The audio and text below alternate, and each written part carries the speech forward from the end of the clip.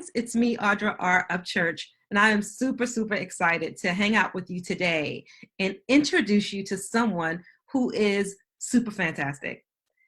Have you ever met someone and when you met them, you just knew instantly your life wasn't going to be the same?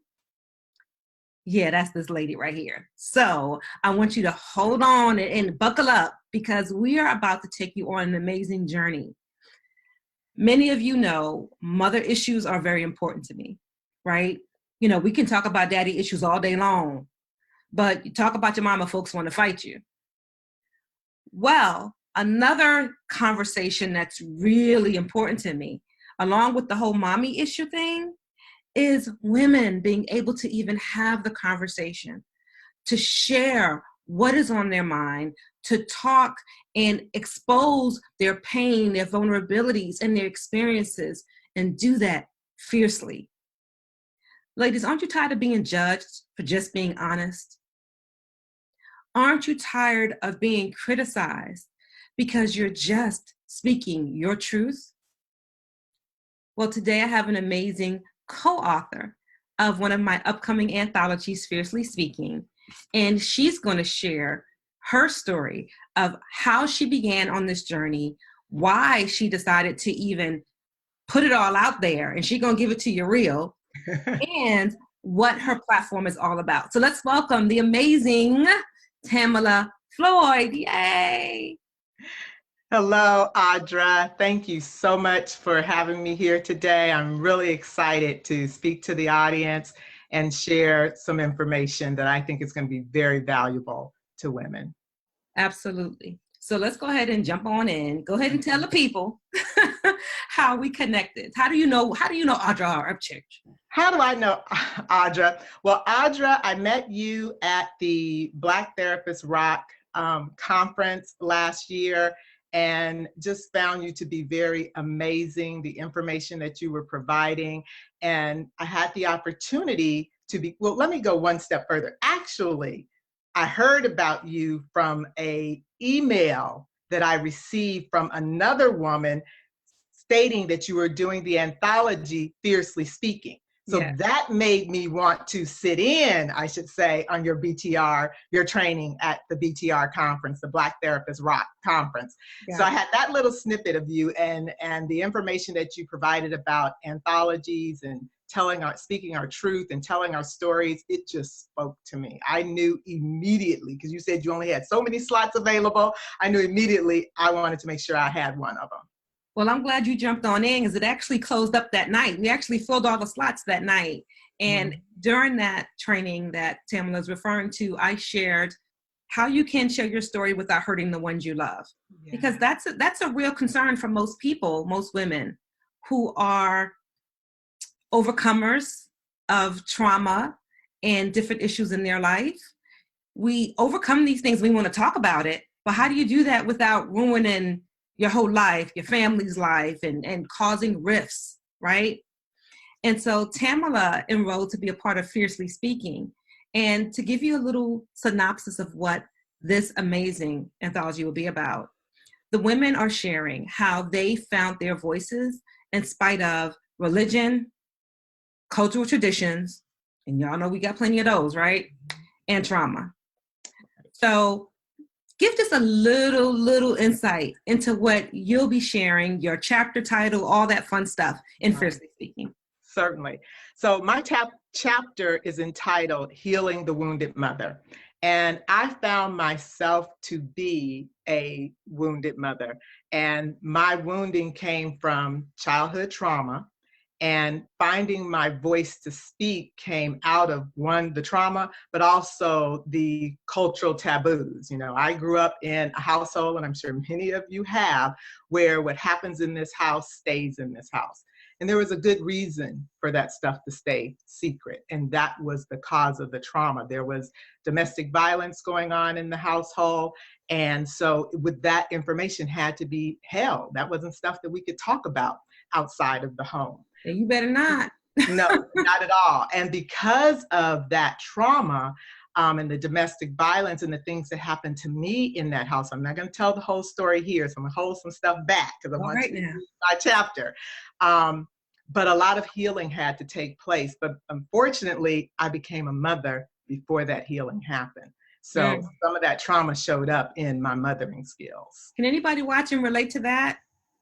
That you have your own disconnect with your mom, your own pain, your own struggles. And then you have kids thinking, oh no, I'm going to be better. Oh, Yeah. I'm not going to do that. And lo and behold. Absolutely. Yeah. Absolutely.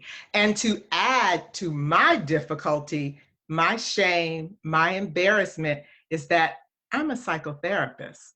What do? I help other people with their pain, their trauma, their parenting. And here I was struggling and drowning in my trauma and my parenting. So there was a lot of shame and embarrassment. It's like, how do I even share what I'm going through when I'm supposed to be the one that people come to me in order to help themselves in their relationships with their children, their parents, their friends, their work, just everywhere. That was my role. I could imagine how tough that is, because people on the outside would automatically judge you because of that, yeah. Right? But then you're judging yourself. Then I'm going to be honest, my exposure to working with so many therapists as authors has really enlightened me to the fact that, guess what, y'all? Newsflash, therapists are human beings too. Yes. And I have a relative that's a social worker, and I have to own my crap, right? Mm-hmm. I can recall saying things like, well, she's a social worker. How can she do that? Well, if she's a social worker, how can she say that? And realizing that I was wrong, that I was not opening the door for her to be human. Yeah. That you guys are human beings too, right? And so I'm so thankful that you've opened the door to have the conversation, right? To show that therapists are human, that they can love, that they can learn, and that they can progress, right? And show us not only through sessions, but you're showing us through what you're writing. And I can imagine what that's going to do for your clients that pick up your book and read your story, how human it's going to make you to them. Right. Absolutely. So that's so exciting.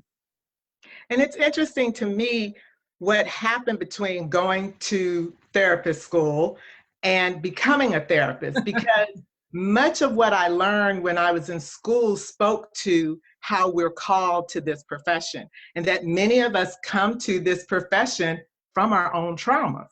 But then after you go to school and get the degree and start the practice, somehow we forget that, or at least I did. Let me just speak for me. At least I did. I thought that then I became the expert, and somehow the schooling process healed me of my trauma. Well, guess what? It did not. Right. Wow. Yeah. And that's tough. Do you find that for other therapists and people in your profession that it's hard for them to share stories like you're sharing? Right. I think so, because I think some of the training is about, I'm a little older, so I know the training has changed. But when I went to school, the training was about the therapist being the separate professional, that we did not bring our disclosing anything about ourselves into the therapeutic setting. Now that has changed a lot, because I supervise younger therapists, so that absolutely has changed. But there's a time and place for disclosure. Certain theoretical models allow you to disclose more than others, but it needs to be in the service of the client, though, when we're disclosing. So because of that training, I think that causes this closeness anyway, just in that particular model, that we are separate and we don't want to project anything onto the client. I get that.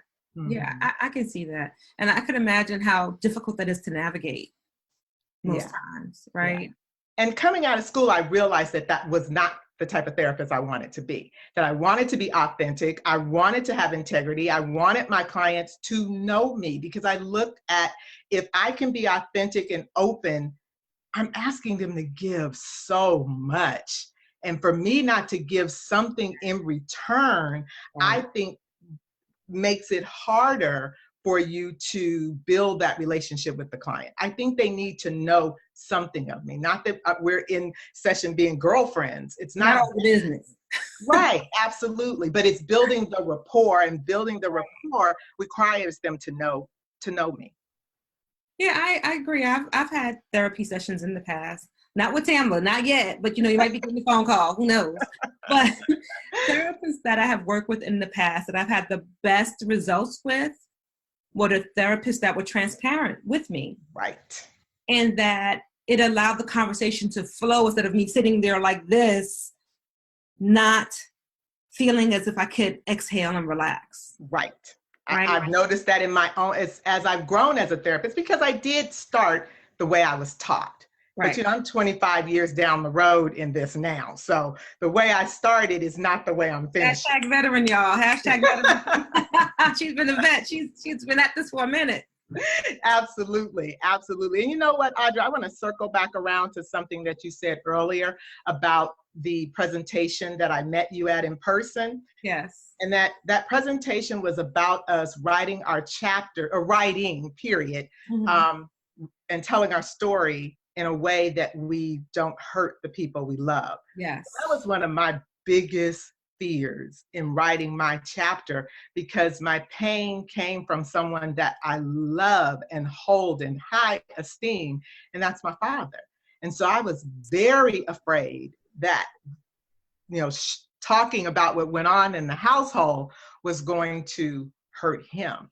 But I also needed to get this out so that people can understand that painful things happen in our families, which doesn't mean that we don't still love the people who raised us and that we can't still be productive citizens in the world. But sometimes these stories need to be told so that someone else can learn from what we've gone through. So that right there, how would it hurt the family?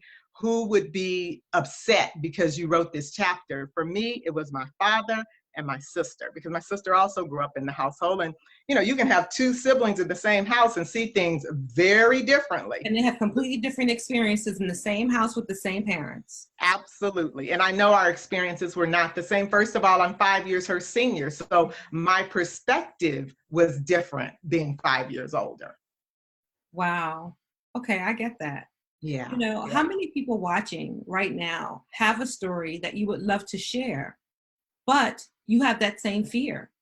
You're afraid mama gonna get mad. You're afraid daddy gonna disown you. You're afraid your siblings are gonna feel like you're a traitor. Yes. You're not alone. And just like Tamala and all the others that were at the training that I held learned that there are ways to navigate that process. But what's most important, you owe it to yourself to be able to tell your story your way. Yeah, you made that real for us. The other thing that was helpful to me also was when we had our writers retreat, the information that came from that experience gave me the courage. Now, at this point, I believe the chapters were written or close to written, but it gave me the courage to have the conversation with my father about the chapter. So I decided that I did not want this chapter to come out without him knowing what was in the chapter, to talk about my childhood, to talk about the abuse that happened him to my mother, and what that experience was like and what it created for me. So, and it ended up, and this is what I really want to share this with people, because I don't want you to be afraid to reach out and do this in your own family. What it did is it was an opportunity for healing for both of us. And I know that speaks to, the work that he's probably done. It speaks to the relationship that we've developed since that time period. But, fear will keep us from doing what needs to be done. Yes. I would have missed out on that healing opportunity had I just sat back and just said, well, I'll just let the chapter come out and let the chips fly wherever they, lay wherever they lay. And I had a conversation with my sister. And the most traumatic thing that happened, which I say that's the piece I'm going to save because it's in the book, but the most traumatic thing that happened to me happened between my father and I. My sister was present when that happened. Okay. And although I was 10 at the time, she was 5, she had an amazing recollection of that situation. And because she remembered what happened, she was okay with the fact that it was going to be in the book. Wow. Yeah. That's awesome. First of all, thank you for sharing that. Yeah. I remember the morning in the retreat. So we had our training session that Saturday, and that Sunday morning we had worship. Yes. And I believe it was that morning that you shared with us that you contacted your dad. Yes. Right? Yes. And I remember working very hard not to get emotional when you said it. Yeah, it was. It really I was. want to lead you down that path. You know what I mean? And I wanted you to enjoy that moment of that freedom. Yes. I'm so excited for you because that took courage. No one forced her. No one prompted her to do that. No. It was strictly based on her own desire to be able to walk into the process knowing she had the support. Right. So I applaud you. I applaud you so much. You are amazing. You are fantastic. That smile that you wear and that shines so brightly, it's not fake. It's something from the inside that radiates out and it draws people to you. And I cannot wait until the world gets to read your chapter. So can you share with the viewers one more time the title of your chapter and how they can keep in touch with you? Absolutely. Again, the title of my chapter is Healing the Wounded Mother. And you can get in contact with me either through my website, which is tamalafloyd.com. That's TAMALAFLOYD.com. And I also have a Facebook group for the wounded mother, and it's called Rising on Purpose. So for women, mothers who have unhealed wounds from the past that impact their mothering, themselves, or their relationships with significant others, join my Facebook group, Rising on Purpose. I tell you, you have captured two things that I'm so passionate about. That mother-daughter relationship, and then women being able to speak their truth and do it fiercely. And you've combined them all so perfectly. And I'm excited for all the readers and everyone that will be blessed by what you shared with the world. So thank you so much for coming in. Thank you guys for watching. Tamala Floyd, make sure you keep in touch with this amazing woman. And make sure all of you guys be on the lookout for Fiercely Speaking coming soon. Love you guys. Bye.